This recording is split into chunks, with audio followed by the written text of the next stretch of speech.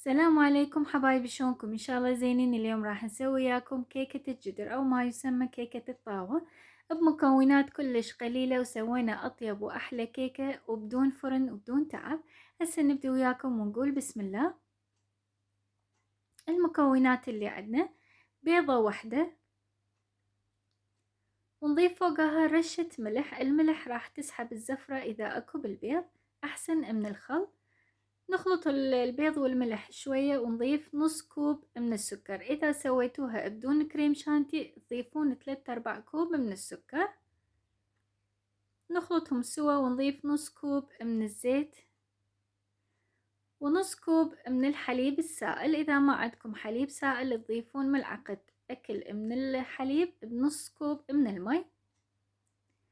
نخلط المكونات سوا ونجيب 3/4 كوب من الطحين وربع كوب من الكاكاو. إذا سويتوها سادة تضيفون كوب كامل من الطحين. نضيف ظرف من الفانيلا ونص ملعقة أكل من البيكنج باودر. إذا ضفنا بيكنج باودر زايد راح تتفتت الكيك، فاحنا نريد تبقى هشة وخفيفة.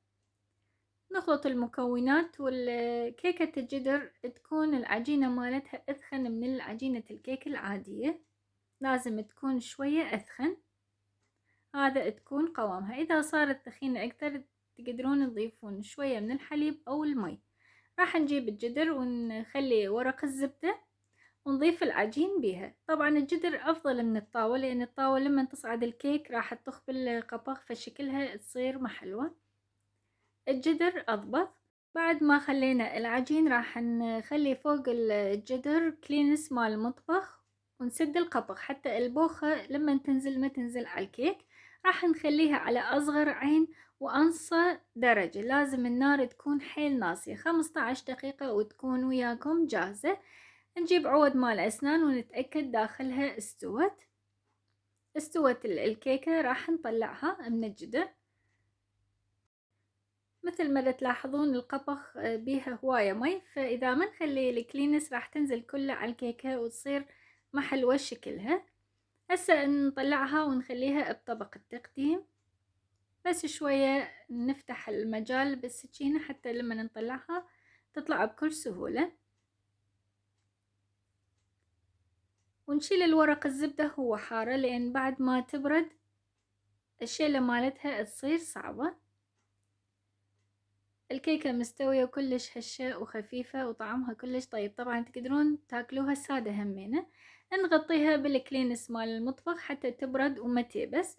بعد ما بردت نضيف ربع استكان من الحليب السائل. طبعا هذا الشغلة اختيارية، تحبون حليب، تحبون نسكافيه، تحبون صوص الشوكولا أو سادة، مثل ما تعجبكم. بكل الطرق تقدرون تاكلوها.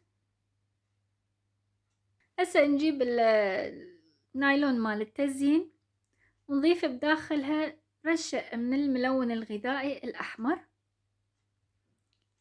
نحاول نمسح النايلون باللون الغذائي حتى من كل الجهات تاخذ اللون، والباقي راح نفرغها.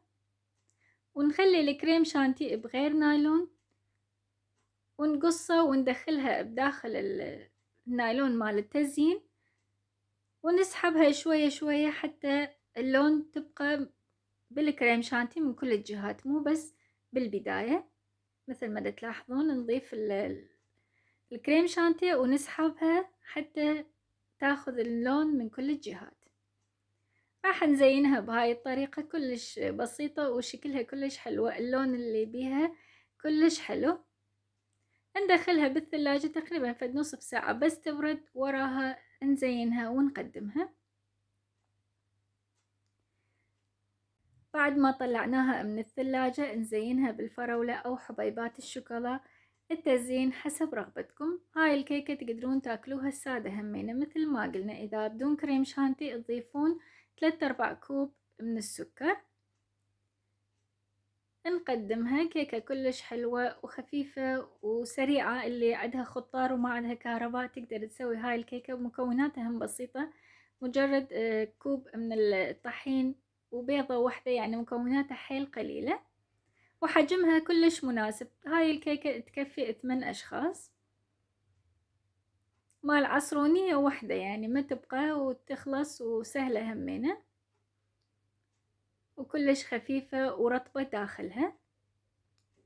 نفس الكيكة إذا حبيتوا تسووها سادة تزيدون بالسكر. أنا سويت الكيكة الثانية بالنسكافيه.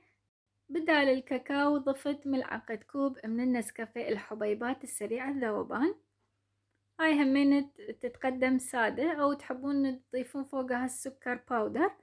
مثل ما قلنا هاي الكيكة تقدرون تتفننون بيها. ضفت شوية جوز همينة مثل ما تلاحظون كلش هشة وخفيفة وتستاهل التجربة. وهاي وصفتنا لليوم، إن شاء الله تنال إعجابكم يا ربي، واللي تعجبها الفيديو تسوي لايك ومتابعة حتى تجيها كل ما هو جديد. وأقول لكم ألف عافية.